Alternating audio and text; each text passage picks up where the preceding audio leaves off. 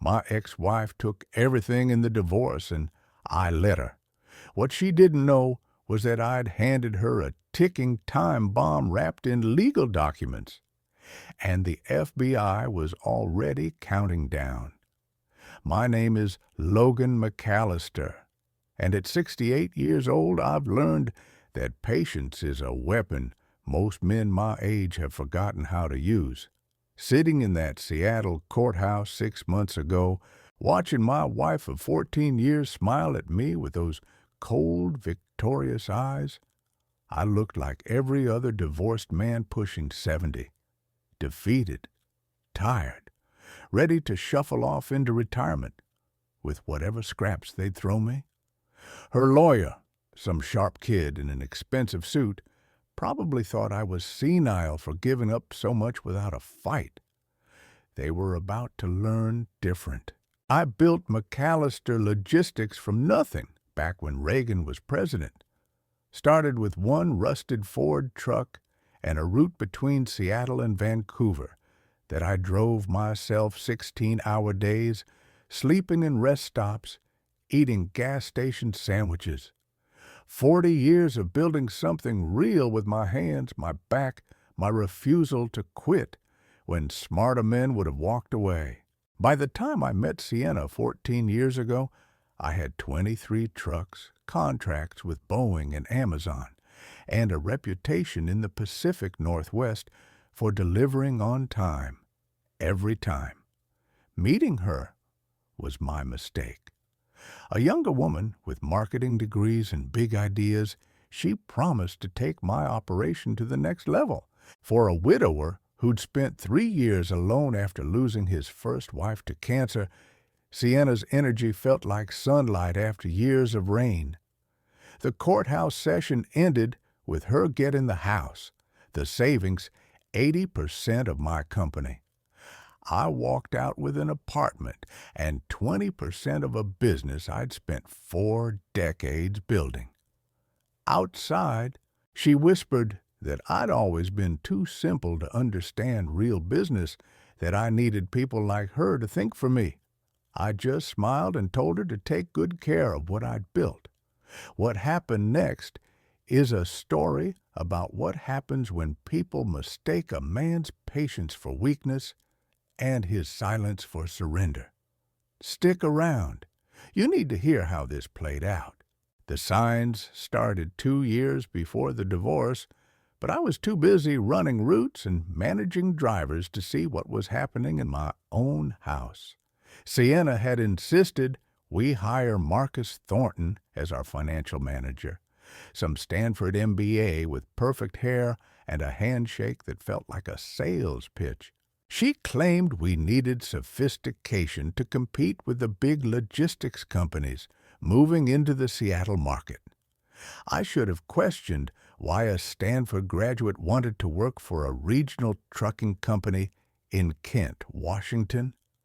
I should have wondered why Sienna suddenly knew so much about his qualifications when I'd never mentioned looking for a financial manager.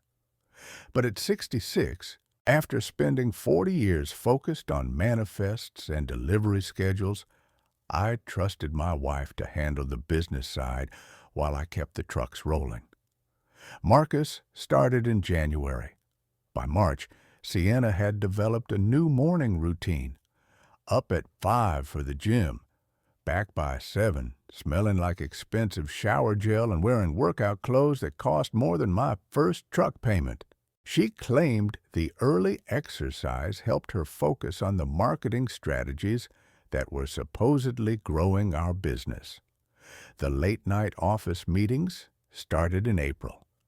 Marcus would send me texts saying he and Sienna were working on quarterly projections, analyzing route efficiency data, developing new client pitches. I'd come home to an empty house and a note saying she'd grab dinner near the office. Sometimes I'd fall asleep on the couch waiting, wake up at 2 in the morning to find her sliding into bed, claiming the work had run long. I'm not stupid. I've lived 68 years on this planet, been married twice, raised kids, built a business from nothing. I know what late-night meetings between a younger man and a restless wife usually mean. But Sienna had an answer for everything, delivered with that patient tone people use when they think you're too old to understand modern business practices. The real crack came on a Tuesday in October. I'd driven down to Portland for a delivery that got canceled.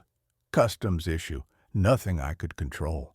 Turned around and headed back to Seattle, arriving home at 3 in the afternoon, a time I was never supposed to be there. Marcus's Mercedes sat in my driveway behind Sienna's SUV. I sat in my truck for 5 minutes, engine off, rain drumming on the roof. 40 years of building something, and it comes to this.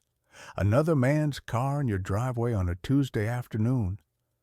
But instead of rage, I felt something colder settle into my chest.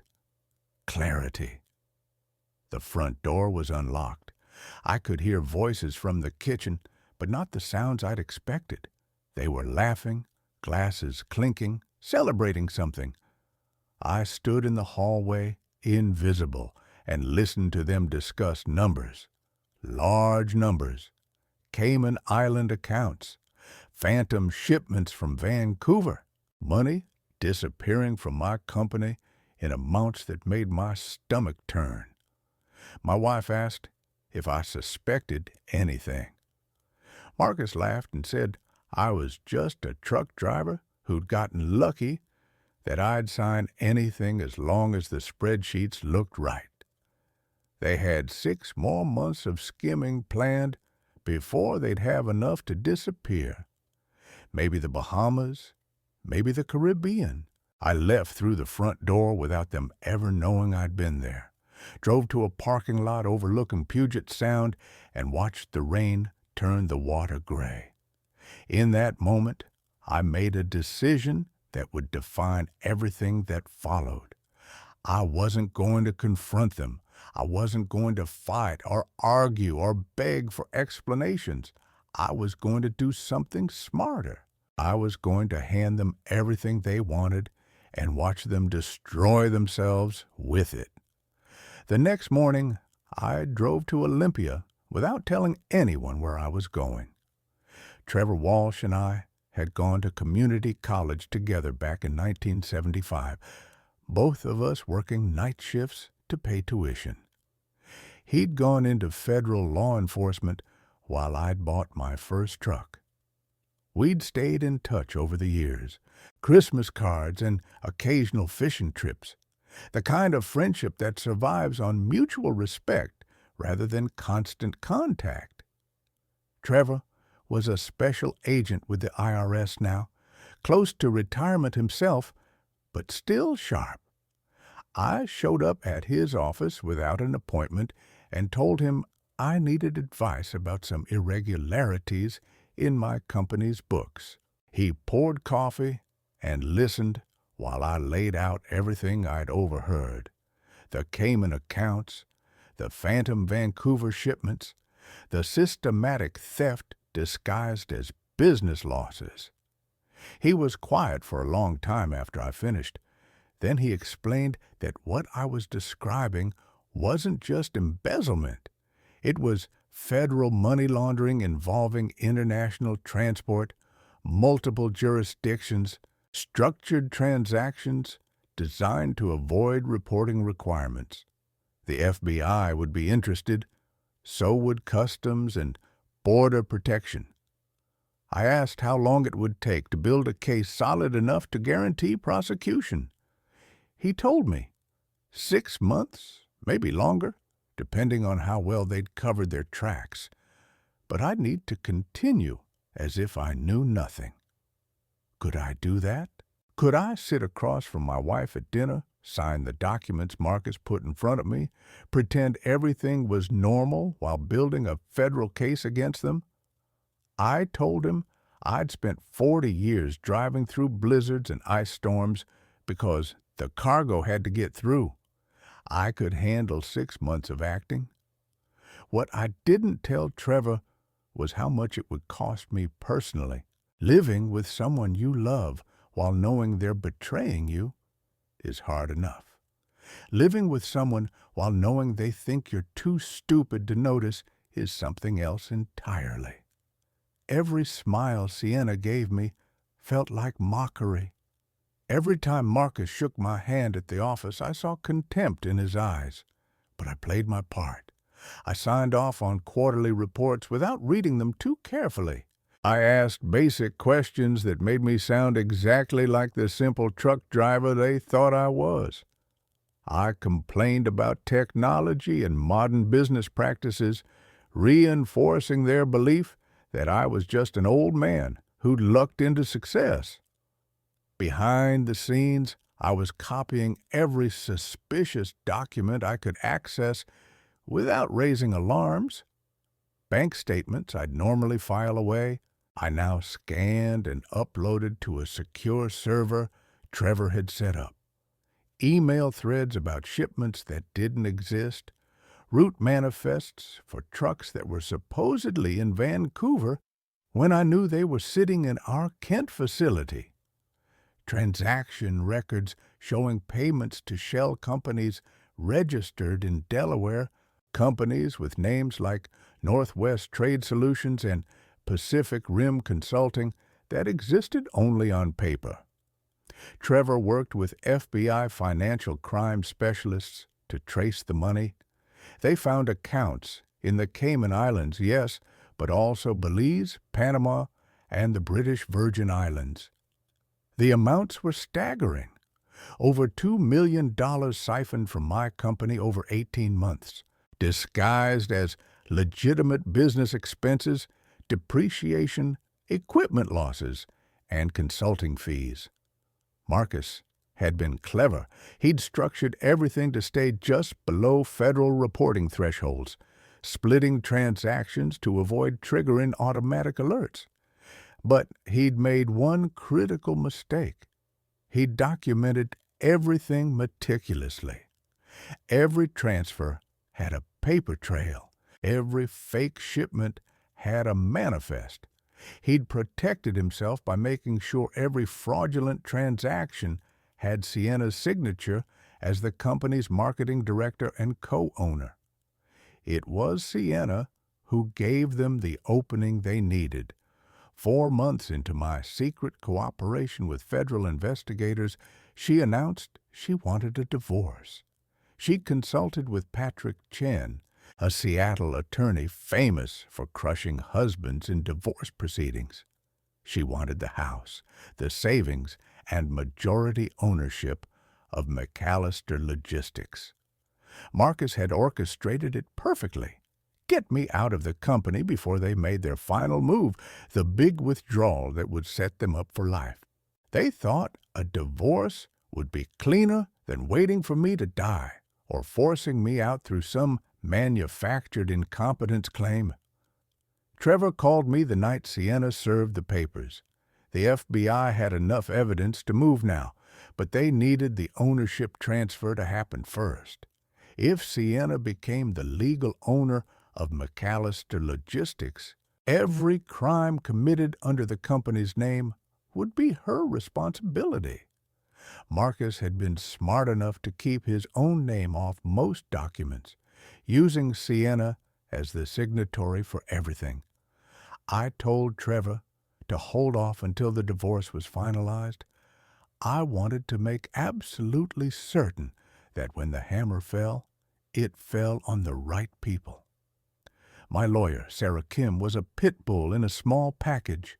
She looked at the divorce demands and immediately started building a case for why I deserved to keep at least 60% of the company I'd built from nothing.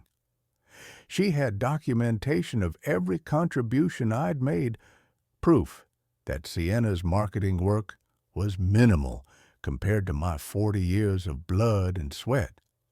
In our first strategy session, she laid out a plan to fight for everything, and I told her I wanted to give Sienna 75% of the company. Sarah looked at me like I'd lost my mind, but I knew exactly what I was doing.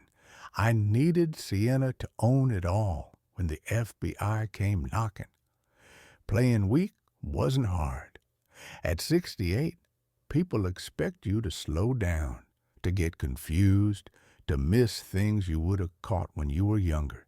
I'd spent months watching Sienna and Marcus treat me like a relic who didn't understand modern business, and now I use their contempt as camouflage. In the divorce mediation sessions, I acted exactly like the defeated old man they expected. I'd shuffle papers, ask to have financial terms explained multiple times, claim my reading glasses weren't strong enough to see the fine print. Patrick Chen, Sienna's attorney, would exchange knowing looks with his client. See? The old fool can barely follow what's happening.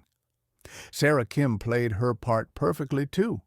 In private, I'd explained enough of my plan that she understood we were building toward something bigger than a divorce settlement.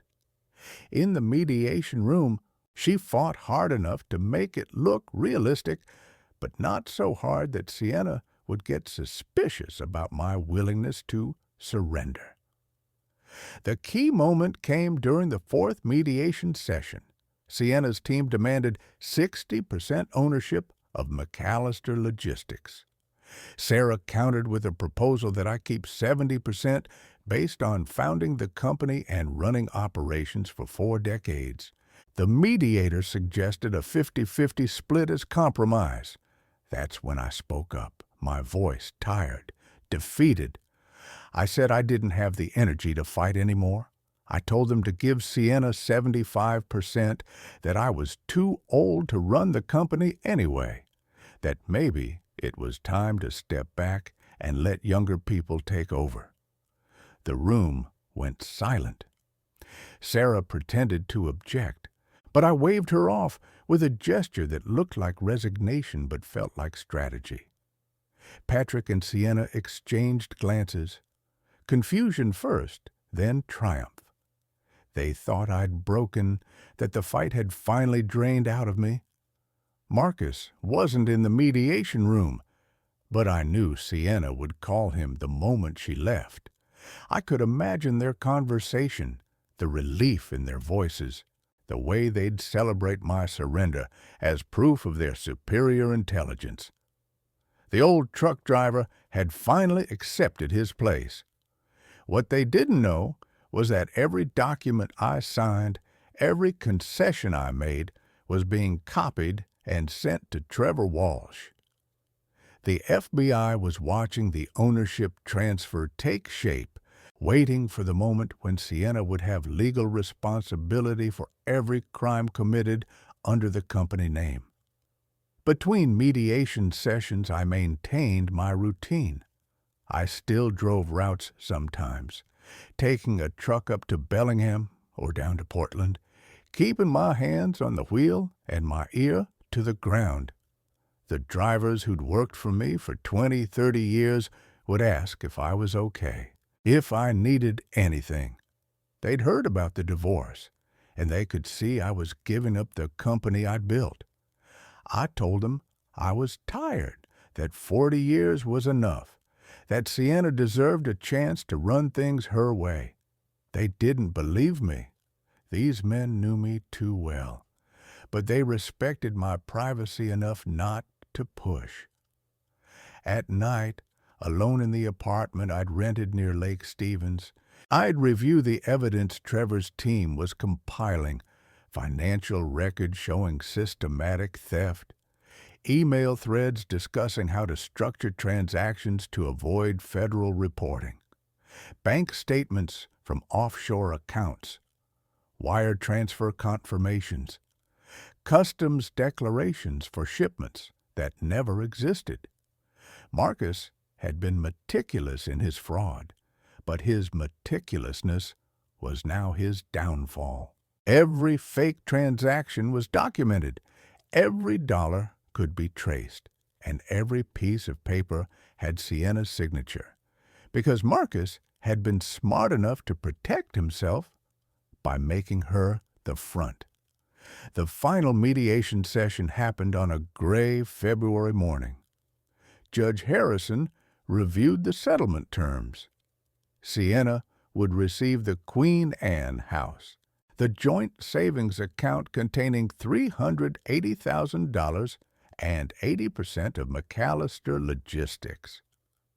I would keep my truck, my personal tools, an apartment, and 20% of the company. The judge seemed puzzled by my willingness to give up so much.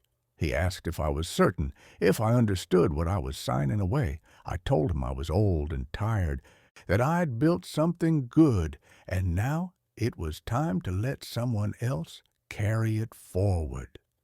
Sienna was radiant. Marcus, sitting in the back of the courtroom, looked satisfied. Patrick Chen shook my hand with the casual disdain of someone who just won a fight against an overmatched opponent. Outside the courthouse, Sienna found me by my truck. She said I'd always been too weak to understand real business, that I'd needed people like her to show me how things actually worked in the modern world. She thanked me for finally accepting reality. I told her to take good care of the company, that she'd worked so hard to earn it. She smiled and walked away, already on her phone with Marcus, probably planning their celebration. What she didn't know was that the FBI had been granted authorization that morning for raids on McAllister Logistics and Marcus Thornton's residence. They were just waiting for the ownership transfer to be legally finalized. I sat in my truck for a long time, watching the Seattle rain wash across the windshield.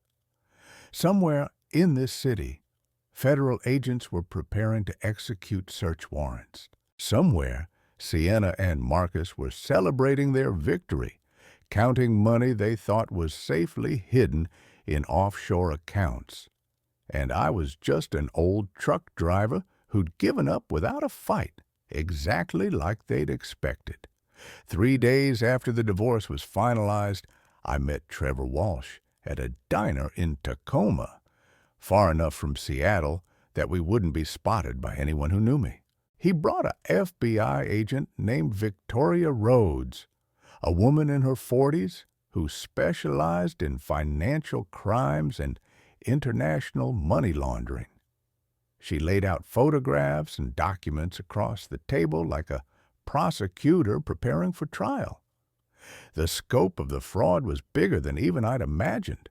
Marcus and Sienna had been stealing from my company for 2 full years, starting small with phantom consulting fees and gradually escalating to elaborate schemes involving fake cross-border shipments.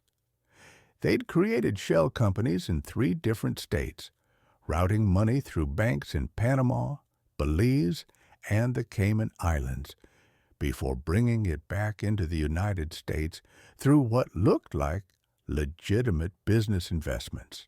Victoria explained that Marcus had been running a similar scheme at his previous job, a logistics company in San Francisco. He'd left that company right before an internal audit would have exposed him, taking a position with us specifically because I had a reputation as a hands-on operator who focused on driving and delivery rather than complex financial management. I was the perfect mark, successful enough to be worth stealing from, old enough to be dismissed as out of touch with modern business practices. Sienna's role had evolved over time. Initially, she'd just been the wife who helped with basic marketing and customer relations. But Marcus had groomed her carefully, teaching her how to access accounts, how to approve transactions, how to sign documents without really understanding what they meant. By the end, she was the primary signatory on almost everything, because Marcus had convinced her it was more efficient for the marketing director to have that authority. What Marcus probably hadn't counted on was that his careful documentation would become evidence against Sienna rather than protection for himself. Every fraudulent transaction had her signature. Every fake invoice had her approval. Every wire transfer to an offshore account showed her as the authorizing party. Victoria asked if I wanted them to include Marcus's name more prominently in the investigation. The FBI had enough evidence to charge him, but the strongest case was against Sienna because she'd held legal authority within the company. With the divorce finalized, she now owned 80% of McAllister Logistics, making her legally responsible for everything that had happened under the company's banner. I thought about it for a long time. Marcus was the architect, the one who designed the entire scheme, but Sienna had been my wife. She'd slept next to me for 14 years while planning to steal everything I'd built. She'd looked at my gray hair and my workman's hands and decided I was too stupid to notice, too old to matter. I told Victoria to build the strongest case she could against Sienna and to let Marcus make whatever deal he thought would save him. The FBI could use his testimony against her if needed, but Sienna needed to face the full weight of what she'd done. Over the next 2 months, I watched the investigation develop from a distance. Trevor would call with updates. The FBI had traced another offshore account. Customs had confirmed that certain shipments listed in our manifests had never actually crossed the border. The IRS had flagged structured deposits designed to avoid reporting requirements. During this time, I started rebuilding. I'd kept 20% of the company, which meant I technically still had access to some trucks and could operate under the McAllister Logistics name until Sienna changed it. I quietly reached out to drivers I'd worked with for decades, men who knew me from before Sienna, before Marcus, before any of this corruption. 4 of them agreed to leave the company and work with me directly. We'd operate independently. Just local Seattle routes at first, nothing fancy. I took out a small business loan using my apartment and my 20% stake as collateral, bought 2 used trucks, and started taking contracts that Sienna's new management was too busy to handle. She didn't notice. She and Marcus were focused on preparing their final move, the big withdrawal that would fund their disappearance. Victoria told me they'd identified a transaction scheduled for late May, a planned transfer of $2 million from various shell companies into a single account in the Bahamas. Once that money was moved, they'd likely be gone within a week. The FBI decided to move before that could happen. They had enough evidence for federal charges: money laundering, wire fraud, interstate commerce violations, filing false customs declarations. The U.S. Attorney's Office had reviewed the case and was ready to seek indictments. Trevor asked me how I felt about it. This was my wife of 14 years, after all, the mother figure to my grown children from my first marriage, even though they'd never warmed to her. A woman I'd shared a bed with, made plans with, built what I thought was a partnership with. I told him I felt like a man who discovered his business partner had been robbing him blind for years. The marriage had been dead the moment she decided I was too old and stupid to deserve respect. What I felt now was just the practical satisfaction of seeing justice catch up with people who thought they were too clever to get caught. The raid was scheduled for a Wednesday morning in late April. Victoria wanted me far away when it happened, so I wouldn't be connected to the operation in any way that could compromise the investigation. I told her I'd be driving a route to Bellingham, delivering restaurant equipment to a seafood place near the marina. But I also told her I wanted to know the moment it was done. The morning of the raid, I woke up at 4:30 like I had for 40 years. made coffee in my small apartment kitchen, stood on the balcony watching the pre-dawn darkness over Lake Stevens, and thought about everything that had led to this moment. I'd given them the perfect weapon to destroy themselves with: ownership. Complete, legal, unambiguous ownership of a company riddled with evidence of federal crimes.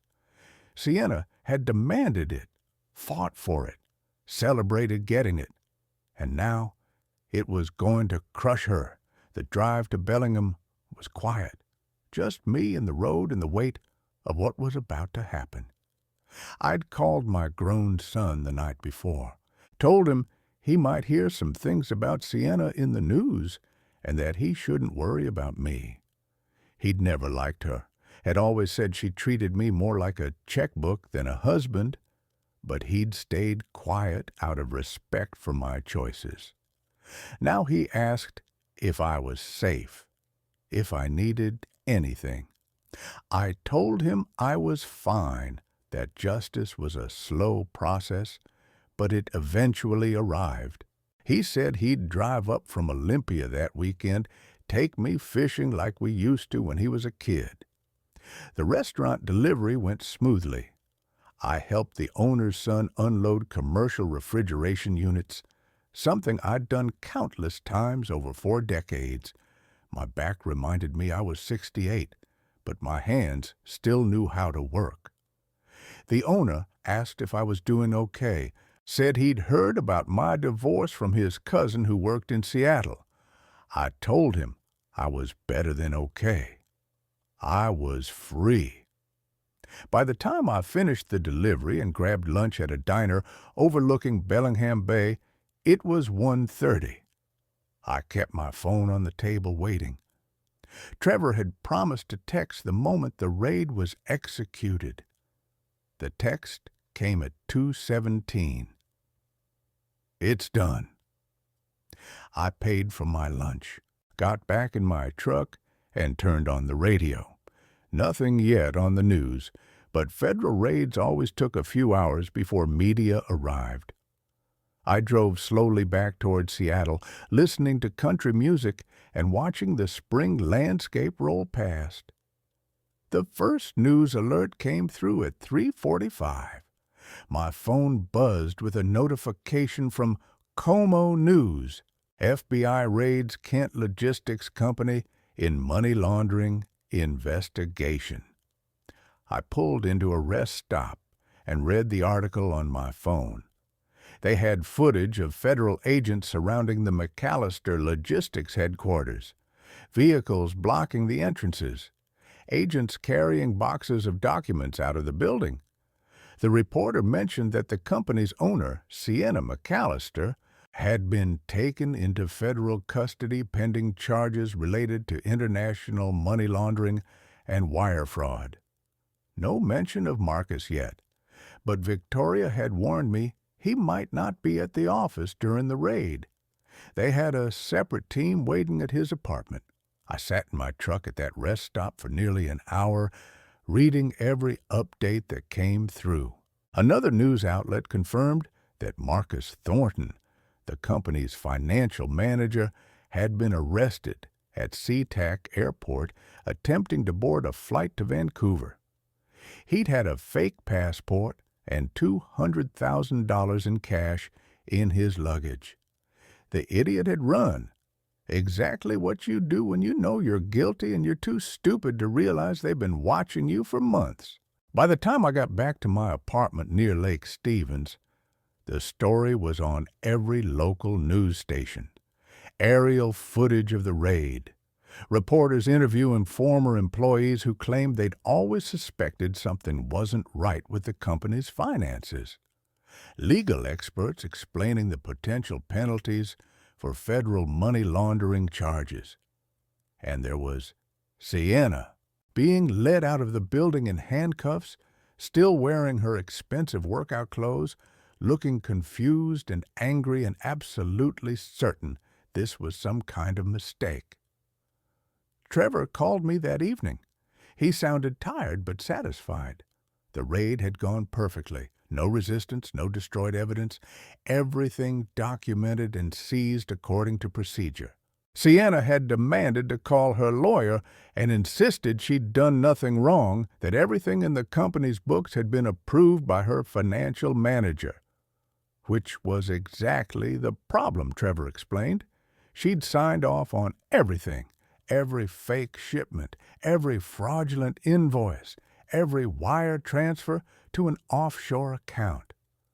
Marcus had protected himself by making her the signatory, and now that protection was destroying her. Marcus had already asked for a lawyer and refused to say anything, but his attempt to flee the country had destroyed any chance he had of getting bail. The judge had remanded him to federal custody pending trial. The FBI had frozen all the offshore accounts they could identify. The house in Queen Anne was being seized as proceeds of crime. The joint savings account Sienna had taken in the divorce was frozen pending investigation. The company itself was under federal receivership while they untangled the legitimate operations from the fraudulent ones. Everything Sienna had fought for in the divorce was gone, not because I'd taken it back, but because she'd used it to commit crimes that the federal government had been documenting for months. Trevor asked me how I felt. I told him I felt like a man who'd spent 6 months playing chess against people who thought they were playing checkers. He laughed and said the U.S. attorney wanted to meet with me next week, get my statement for the record, make sure I'd be available if they needed me to testify.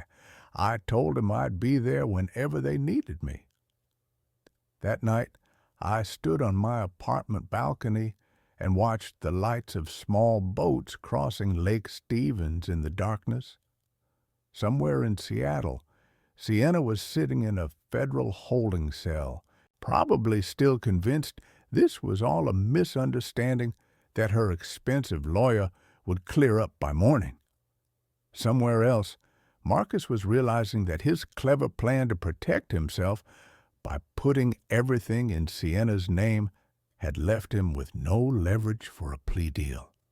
And I was here, 68 years old, starting over with nothing but 2 used trucks and 4 loyal drivers, feeling more at peace than I had in years.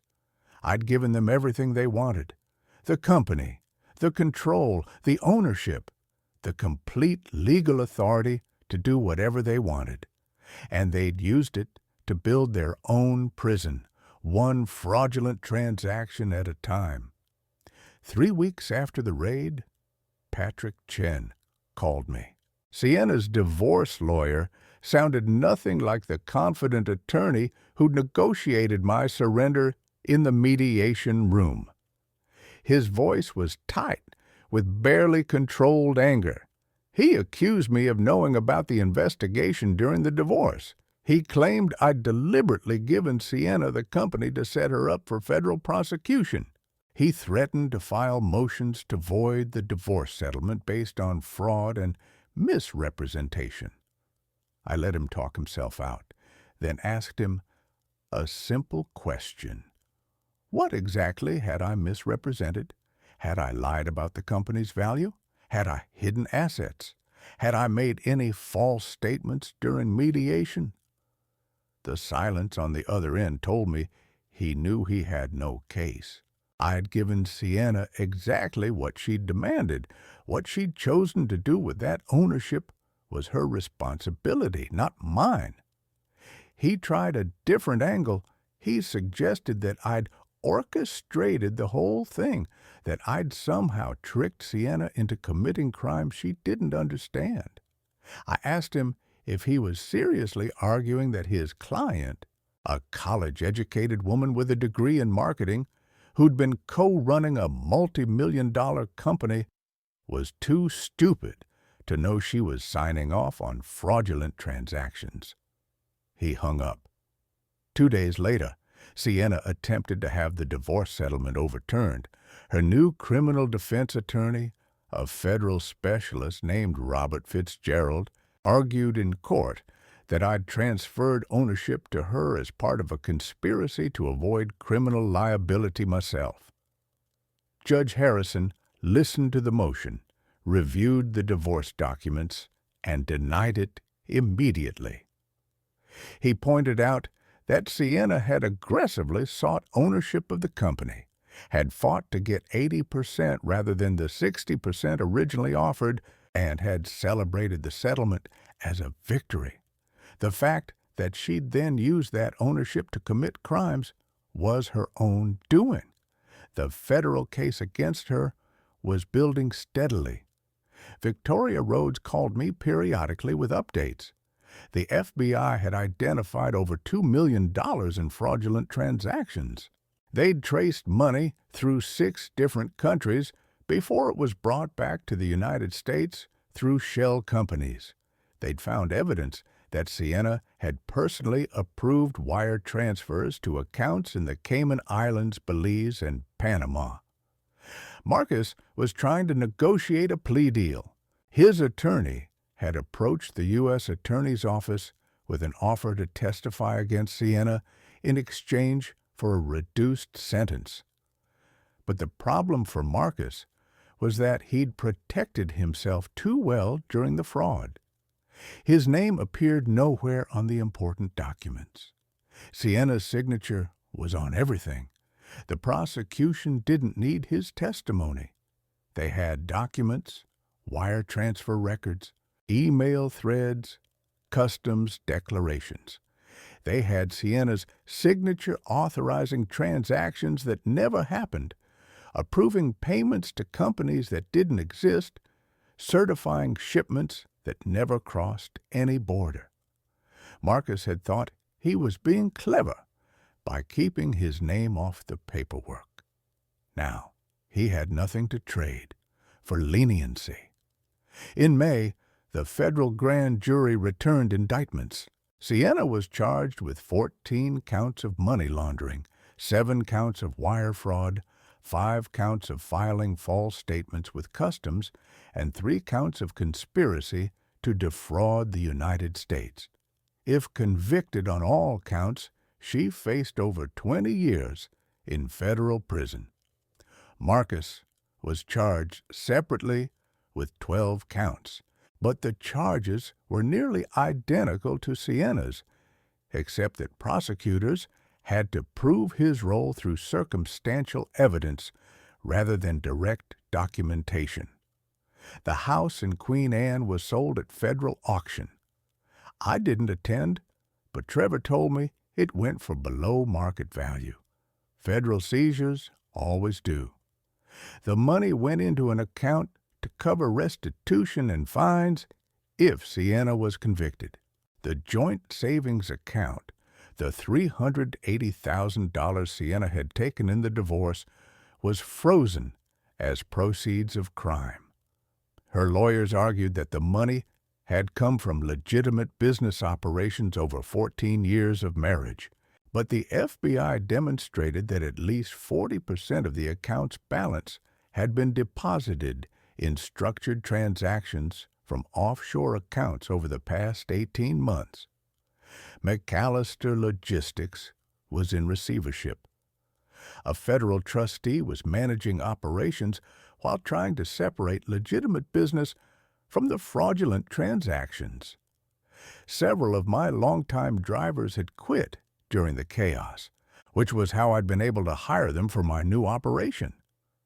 My little company was growing slowly. 4 trucks became 6. Local Seattle routes expanded to include Tacoma and Everett. I worked alongside my drivers, loading and unloading, doing the kind of physical labor I'd done 40 years ago when I was starting out. My body complained every morning, but my mind was clear. People who knew me from the old company would ask what I thought about Sienna's situation. I'd tell them I thought justice was being served, that people who steal eventually face consequences, that lying about shipments and falsifying customs declarations was serious business. Some of them wondered why I wasn't more upset. why I wasn't angrier about being betrayed. I'd tell them that anger was exhausting, that at 68 I didn't have the energy for it, that I preferred to focus on building something clean and honest. What I didn't tell them was that I felt nothing but cold satisfaction. I'd watch Sienna and Marcus mock me for months, treat me like I was too old and stupid to understand what they were doing. I'd signed their fraudulent documents while secretly copying everything for federal investigators. I'd played the role of the confused old man while systematically building the case that would destroy them. In June, Marcus finally pleaded guilty. His attorney had realized that taking the case to trial would mean exposing all the evidence showing his direct involvement in creating the fraud scheme. Even though Sienna's signature was on the documents, Marcus's emails and text messages showed he'd orchestrated everything. He pleaded guilty to 7 counts and agreed to cooperate with prosecutors against Sienna. The U.S. Attorney's Office recommended a sentence of 12 years in federal prison. Sienna's trial was scheduled for September. Robert Fitzgerald was trying to negotiate a plea deal, but Sienna was still insisting she'd been manipulated by Marcus, that she'd signed documents without understanding what they meant, that she was a victim rather than a perpetrator. The prosecution wasn't interested. They had her dead to rights on every charge. In July, I met with Victoria Rhodes and the U.S. Attorney at their office in Seattle. They walked me through the evidence they'd present at trial, asked if I'd be willing to testify about the company's operations and Sienna's role as co-owner. I told them I'd testify to whatever they needed. I'd explain how I'd built the company over 40 years, how Sienna had insisted on hiring Marcus, how she'd signed off on financial transactions as marketing director, how she'd fought for majority ownership in the divorce. Victoria thanked me for my cooperation. She said that without my initial report to Trevor Walsh, they might never have caught the fraud before Marcus and Sienna disappeared with the money. I told her I was just glad to see people who thought they were too clever to get caught learning otherwise. The trial date approached. Sienna's bail was revoked after she made comments about moving to Canada once things were resolved. The judge decided she was a flight risk and remanded her to custody pending trial. Everything she'd fought for in the divorce was gone. The house, the money, the company, her freedom. All of it destroyed by the very ownership she'd demanded. And I was here, in a small apartment overlooking a lake, running a modest trucking operation that I owned free and clear, sleeping well every night, with a clear conscience. The trial started on a gray September morning that reminded me of the day I'd signed away 80% of my company. I sat in the back of the federal courtroom, watching Sienna enter with her legal team. She looked smaller than I remembered, thinner, her expensive clothes replaced by a conservative suit that screamed respectable defendant. She saw me, and our eyes met for just a moment. I expected anger, maybe hate. What I saw instead was incomprehension. She still couldn't understand how this had happened, how the simple old truck driver had outmaneuvered her. The prosecution's case was methodical and devastating. They started with the structure of the fraud, explaining how Marcus and Sienna had created shell companies, how they'd falsified shipping manifests, how they'd moved money through international banks to disguise its origins. Victoria Rhodes walked the jury through financial records, pointing out Sienna's signature on document after document, approving fraudulent transactions. Then they brought out the emails, messages between Sienna and Marcus discussing how much to skim each quarter, how to structure the transactions to avoid federal reporting requirements, how to ensure I remained unaware of what they were doing. One email, sent from Sienna to Marcus 3 months before the divorce, made the jury visibly react. She'd written that she was tired of waiting, that she wanted to accelerate the timeline, that I was too old and stupid to notice if they increased the amounts. Marcus testified on day 3. He looked broken, his perfect hair now gray, his expensive suit gone. He explained how he'd designed the fraud, how he'd convinced Sienna to sign documents by telling her they were routine business approvals, how they'd planned to take the money and disappear. But then the prosecution showed the jury other emails, messages where Sienna was clearly not just signing blindly, but actively participating in planning the fraud. She'd suggested specific amounts to steal. She'd recommended timing transfers to coincide with legitimate business deposits, so they'd be less noticeable. She'd researched countries with weak extradition treaties and banking secrecy laws. Marcus's testimony, meant to reduce his own sentence, had ended up making Sienna look even worse. I was called to testify on day 4. The prosecutor, a sharp woman named Jennifer Martinez, walked me through the company's history. I explained how I'd built McAllister Logistics from a single truck, how I'd worked 16-hour days for 40 years, how the business had been my entire life after my first wife died. Then she asked about Sienna's role in the company.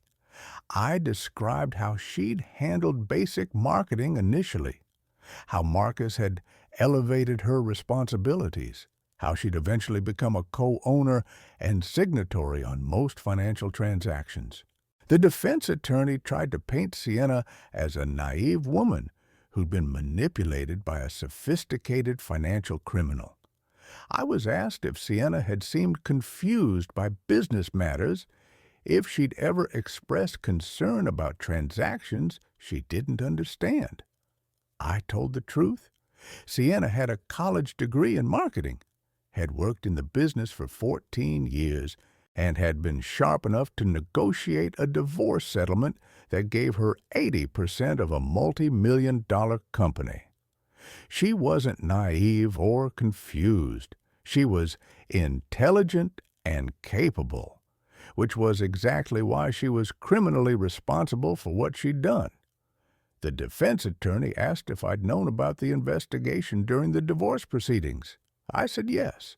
He asked if I'd deliberately given Sienna majority ownership, knowing she'd face criminal charges. I said I'd given her what she demanded in the divorce, nothing more and nothing less. He tried to suggest I'd set her up, that I'd orchestrated her downfall. I looked at the jury and explained that I'd reported crimes to federal authorities, cooperated with their investigation, and signed a divorce settlement, giving my wife the company she'd fought to control. What she'd done with that company was her choice, not mine. The defense attorney sat down, looking defeated. The trial lasted 9 days. The jury deliberated for 6 hours. They found Sienna guilty on all counts: 14 counts of money laundering, 7 counts of wire fraud, 5 counts of false statements to customs officials, 3 counts of conspiracy to defraud.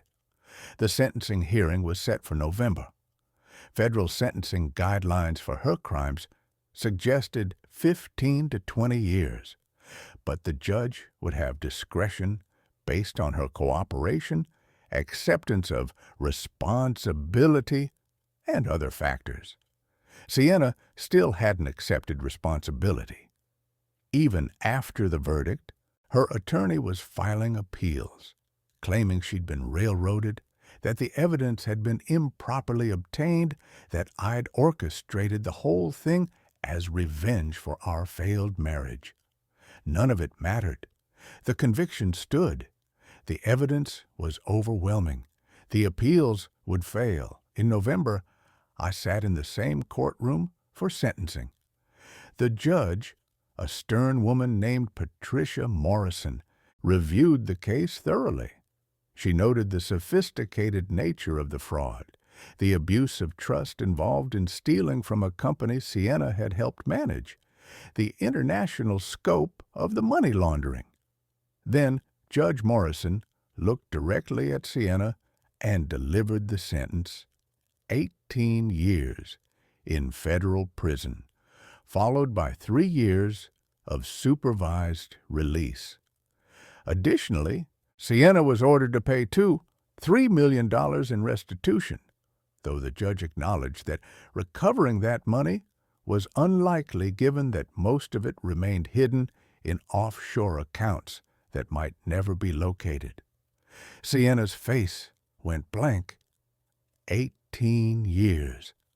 At 47 years old, she'd be 65 when she got out, older than I was now when she'd been sent away. The judge also sentenced Marcus to 12 years, honoring the plea deal he'd negotiated. He'd still be relatively young when he got out, but his career, his reputation, his entire future was destroyed. I didn't feel triumph sitting there. I felt something quieter, more like closure. The people who'd stolen from me, who'd mocked my age and my supposed stupidity, who'd planned to take everything I'd built and leave me with nothing, they were facing justice. After the sentencing, reporters tried to interview me outside the courthouse. I declined. This wasn't about publicity or vindication. It was about the simple fact that stealing has consequences, that underestimating someone because of their age is a mistake, that patience and documentation can be more powerful than any confrontation. I drove back to Lake Stevens in my truck, the same model I'd been driving for 40 years. The autumn rain was starting, turning the road slick, making the other drivers slow down. I kept a steady pace, the way I always had, focused on getting where I needed to go without rushing. Somewhere in Seattle, Sienna was being processed into the federal prison system.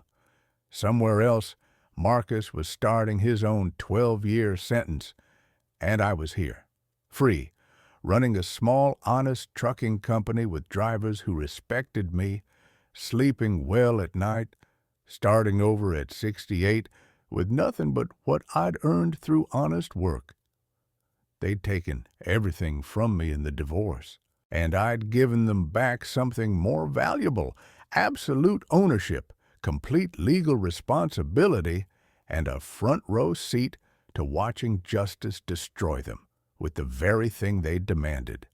Sienna McAllister is currently serving her 18-year sentence at FCI Dublin in California, a federal prison for women. Her appeals have been denied at every level. The offshore accounts that held most of the stolen money remain mostly unrecovered. Marcus had hidden them too well, and neither he nor Sienna will reveal the full extent of their locations or access methods. The federal government recovered about $400,000 from seizures and forced sales, but the rest is likely gone forever, sitting in banks in the Cayman Islands and Belize, where it'll gather interest for decades without being touched. Marcus Thornton is serving his 12 years at FCI Sheridan in Oregon. He tried writing letters to me through his attorney, claiming he wanted to apologize, to explain himself, to make amends somehow. I never responded. Some things don't deserve acknowledgement. Patrick Chen, Sienna's divorce attorney, sent me a formal letter.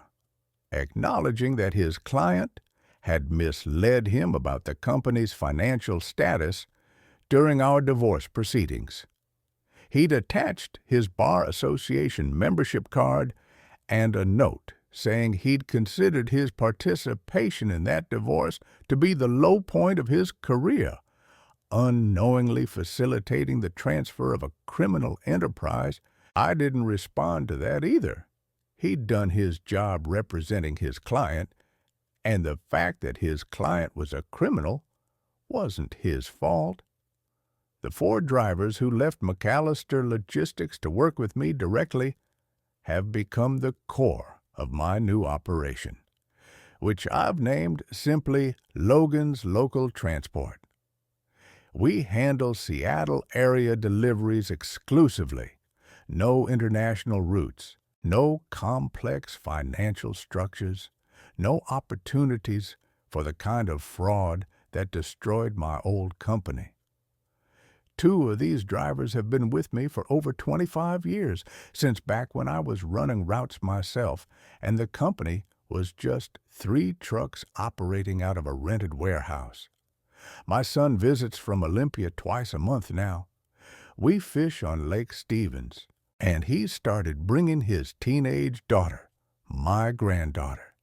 She asks me about the trial sometimes, about whether I hated Sienna, about how I managed to stay calm while being betrayed. I tell her that hate takes too much energy, that staying calm when other people are losing their minds is the most powerful thing a person can do. Trevor Walsh retired from the IRS 6 months after Sienna's conviction. He calls me occasionally to go fishing, and we talk about the old days, about how strange it is that a conversation in a Olympia office led to one of the largest federal fraud prosecutions in the Pacific Northwest in a decade. He says he's proud of me for having the patience to let the system work rather than trying to take revenge myself. The federal trustee who managed McAllister Logistics during the receivership eventually sold what remained of the company to a larger Seattle logistics firm. The McAllister name is gone now, absorbed into someone else's operation. Sometimes I drive past the old Kent headquarters and see their trucks painted in different colors, running routes I used to run 40 years ago. It doesn't bother me. That company stopped being mine the moment Sienna and Marcus started stealing from it. Victoria Rhodes sent me a letter after the sentencing, thanking me for my cooperation and noting that my patience in documenting evidence before reporting the crime had made their prosecution much easier. She said most people in my situation would have confronted the criminals immediately, which would have given them time to destroy evidence or flee. By waiting, by gathering proof, by letting them feel safe enough to continue their crime, I'd handed the FBI a case they couldn't lose. I live simply now. The apartment near Lake Stevens is small but comfortable. 1 bedroom, a kitchen with a view of the water, a balcony where I have my morning coffee. I wake up at 5 out of habit, even though I don't need to run dawn routes anymore. The trucking company operates with 6 trucks now, all used but reliable. I've hired 2 more drivers, both young men who remind me of myself at their age, hungry for work, willing to learn, grateful for a boss who treats them with respect. I take 1 long-distance trip per month, usually to Portland or Spokane, just to keep my hand in. My back complains more than it used to, and my knees remind me I'm 68 every time I climb into the truck cab. But the work feels clean. Every load delivered, every payment received, every contract fulfilled, it's all legitimate, documented, honest. The small business loan I took out to buy those first 2 trucks is almost paid off. By next spring, I'll own the company free and clear, no debt, no complications. I've started putting money aside for my granddaughter's college fund, something Sienna used to mock me about, saying I was too sentimental about family obligations. I've been on a few dates, nothing serious. A widow I met at a coffee shop in Marysville, a retired teacher who likes jazz and hiking. We see each other once a week, have dinner, talk about books and music and everything except my past. She knows about the trial. Everyone in the Seattle area does. But she doesn't pry, doesn't ask for details I don't want to share. It's comfortable, and at 68, comfortable is valuable. Sometimes, driving through Seattle before dawn with a load of bakery supplies or construction materials, I think about the man I was 2 years ago, married to someone who saw me as a convenience, running a company that was being systematically looted, too focused on work to notice I was being destroyed from the inside. That man thought he needed to confront betrayal with anger, to fight fire with fire, to match deception with deception. What I learned instead was that the most powerful response to being underestimated is patience. Let them think you're stupid. Let them believe you don't understand what's happening. Let them feel safe enough to continue their crimes while you're documenting every move. Sienna and Marcus made one critical mistake. They confused my age with incompetence, my trust with stupidity, my patience with weakness. They thought that because I drove trucks and worked with my hands, I couldn't understand financial crimes. They thought that because I'd built something through decades of honest labor, I wouldn't know how to use the legal system against them. They gave me the perfect weapon when they demanded ownership of my company in the divorce. I just handed it to them, wrapped in legal documents, and let them destroy themselves with it. I'm 68 years old now, starting over with 6 trucks and a small apartment, and I've never felt more at peace. The empire I built over 40 years is gone, stolen, and then destroyed by federal prosecutors. The house I bought, the savings I accumulated, the company I named after myself, all of it is ashes. But I wake up every morning with a clear conscience. I work with men who respect me. I visit my son and granddaughter without the weight of lies and betrayals hanging over me. I sleep well, dreamlessly, the sleep of someone who has nothing to hide and no one left to fool.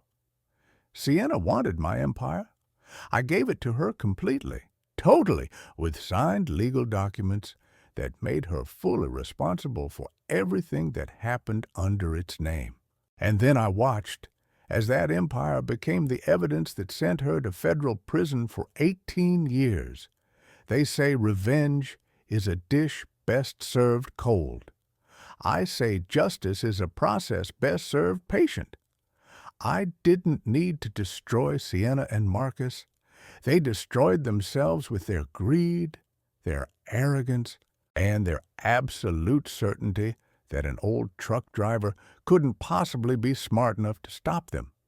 So if you're watching this from somewhere, maybe you're in Tacoma or Portland or Vancouver, maybe you're facing your own betrayal, maybe you're wondering if patience really does pay off.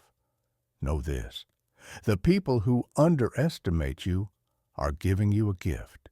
They're showing you their blind spot, their weakness, their assumption that age or simplicity or trust equals stupidity.